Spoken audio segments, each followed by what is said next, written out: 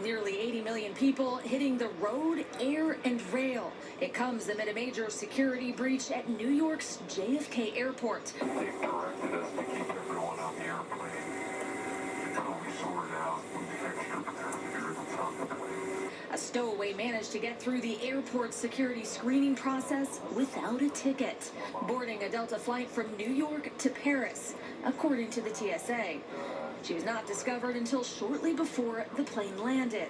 There were no empty seats on the flight, so the assumption is that she was hiding in one of the lavatories during takeoff. The TSA says it expects to screen a record 18.3 million travelers from Tuesday through Monday, about 6% more than last year. I honestly should not have made my flight. Winter weather posing challenges in the air and on the road. Denver leading the country in flight delays for much of the day, and Newark passengers experiencing 95-minute delays amid an ongoing shortage of air traffic controllers. But despite long TSA lines, most flights on time for most of the country.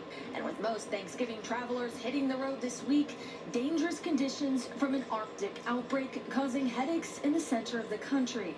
Whiteout conditions on highways in Wyoming and snow in the mountains of Colorado. We've definitely seen a lot of stuck cars and cars off the side of the road. Now back to that stowaway, Delta Airlines has released a statement this morning saying they are investigating, adding, quote, nothing is of greater importance than matters of safety and security. Now, in terms of what remains of this busy holiday period, Sunday, according to experts, is expected to be the busiest travel day. 3 million passengers expected nationwide at TSA checkpoints if you're driving. Peak traffic times expected from 12 p.m. to 6 p.m. on Sunday, and then again on from 9 a.m. to 6 p.m. on Monday. Something to keep in mind as you're headed home. Guys? All right, Aaron, thank you so much. We've got the Outsiders playing behind us. Al is up the block. He's about 30 blocks north of us. At the start of the parade, he's got a first look at the holiday forecast. Al, we kind of know how it's looking. Yeah, it's going to rain. Here we go. They're rehearsing the open right now. As Ollie Williams said in Family Guy, gonna rain! And that's what's going to be happening. You see Minnie Mouse in the background there. Let's show you what we're looking at weather-wise as we get into this whole period. We are looking at wet weather right now, light rain. Winds out of northeast, 44 mile per hour, 44 degrees. For the parade, it's going to be raining. We're going to be looking at some showers. Not a big deal. Winds gust to maybe 20 miles per hour toward the end of the parade. That may have an impact on the balloons. As far as the rest of the weather is concerned, Thanksgiving Day, East Coast is a mess, especially snow up into New England. But the other parts of the country, very cold in the plains, looking good. Now, we do have some really cold air coming in. We're going to be talking about that with this 5,000-mile trek from Siberia all the way down south. Look at these temperatures. These are 10 to 20 degrees below average during the day, with temperatures in the 30s and low 40s. And then overnight lows are going to be awfully brisk. I mean, we are talking about temperatures that'll be near freezing or below all the way down to the Gulf. And we've got lake effect snow we've got to worry about. That's going to dump a ton of snow into the Great Lakes region. We're going to take a look at that in just a little bit. But guys, we're easing on down the road right now.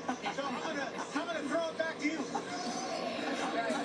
Al dancing. He's doing that. Okay. All right, guys, we are getting ready for the biggest Macy's Thanksgiving Day parade ever. And in a moment, we are going to speak to the newly minted New York City Police Commissioner, Jessica Tisch.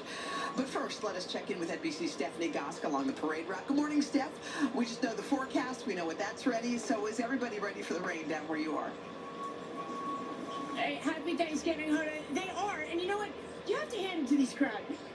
There's a group of women here who come every single year. They're local. They were not deterred by the rain. There are also people here from Colorado, Illinois, Georgia. The water's cars not getting in their way. There are some safety concerns, and you heard Al talk about them when it comes to those balloons and the wind. There is a unit, emergency service unit with the NYPD. Their entire job today is to monitor those balloons. They're trained in the ropes, and while there are those rope handlers for the balloons, these guys jump in if there's a problem with wind. They've also been along the route, clearing it, making sure that there are no obstructions. You know, that pulley system, those ropes, get pretty complicated, so it was pretty extensive training so that they could be ready in case that wind picks up, and obviously if it gets too windy, then they bring the balloons down, Hoda.